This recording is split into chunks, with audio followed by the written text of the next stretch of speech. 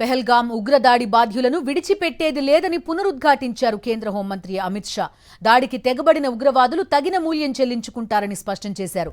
పెహల్గాంలో ఉగ్రదాడి జరిగిన ప్రదేశాన్ని పరిశీలించిన అమిత్ షా శ్రీనగర్లో బాధితులు, మృతుల కుటుంబ సభ్యులను కలిశారు.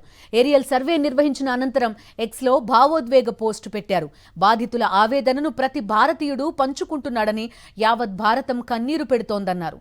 ఈ దుఃఖాన్ని మాటల్లో వర్ణించలేమని పేర్కొన్నారు అమిత్ షా. ఈ బాధకు కారణమైన ముష్కర మూకలను విడిచిపెట్టబోమని బాధితులతో పాటు యావత్ దేశానికి మాటిచ్చారు కేంద్ర మంత్రి అమిత్ షా.